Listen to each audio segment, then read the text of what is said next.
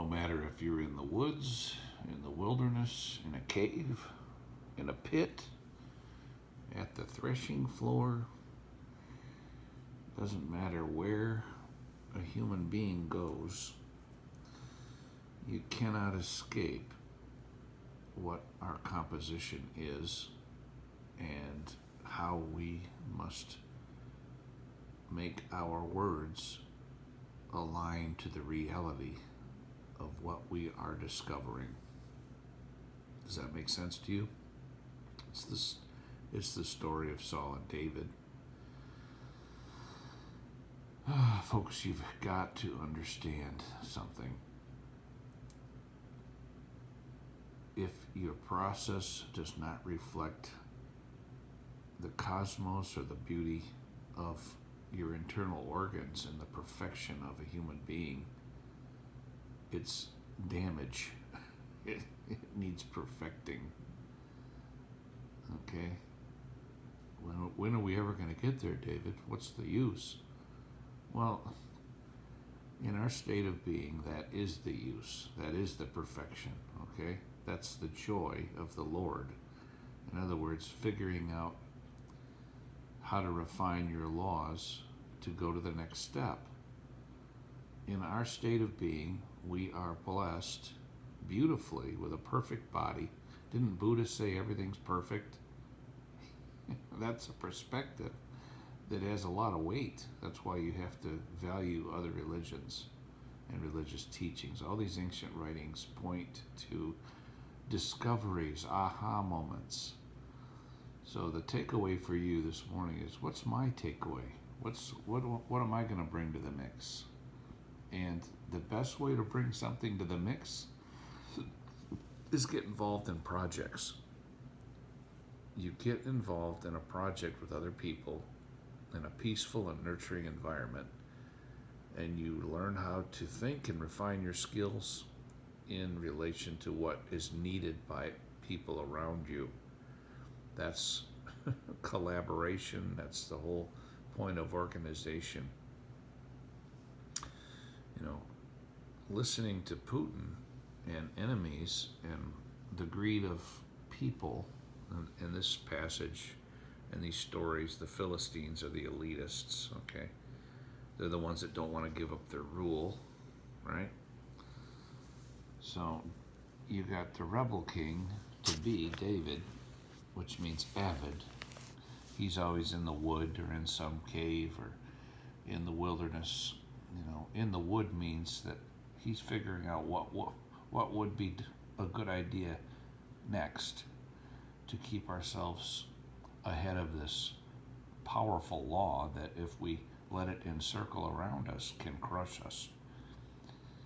And on Saul's side of the camp, you have a man who's hell-bent on retaining his power because he likes the power. Well, Saul was like, at that point, was like a turd inside of an intestine that was just getting bigger and bigger. That's why the beauty of this story right here, it's so beautiful, because you got David on both sides of the cave, right? Which means he's actually representing what the intestines are made of, right? And then Saul goes to cover his feet, which means he let down his girdle, to take a shit. Everything is symbolic. When it covers his feet, that's the feet are what gets you from point A to point B. It's your understanding and symbology. It's the progression of mankind's wisdom, the human race's wisdom. Okay, and Saul was immature. He didn't understand that he needed someone in his kingdom like David, all right, who always is in the forces. He's always foreseeing what is coming next. An imbecile, a destroyer, a murderer, right, a man bent on his own pleasure, is going to sit around and under the tree and cry and say, boy, nobody likes me, you know. But in the reality, he's in a kingdom and he's enjoying his life.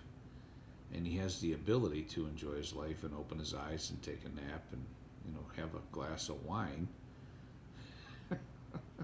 But he doesn't know how it happened and he gets lazy. So laws and innovation have to work in mastery, in perfection together.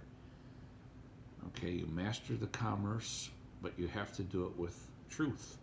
You have to do it with a bottom line, and that's human nurture. All right, if you don't like my words, F off. You're an idiot. All right, if you want to learn, if you truly want to learn, you have to get to the core of wisdom.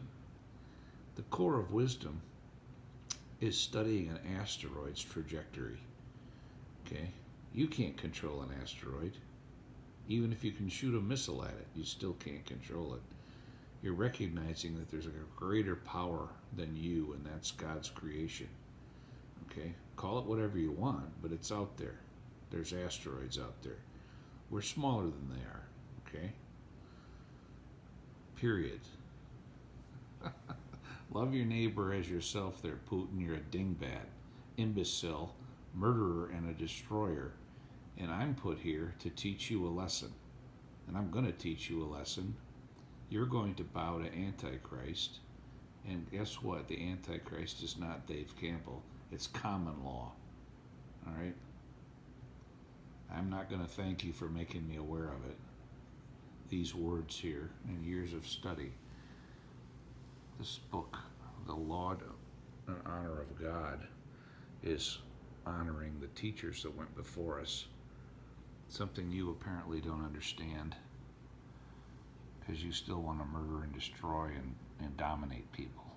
No, Christ within is self-governance. Consider the ants, O sluggard. You get me?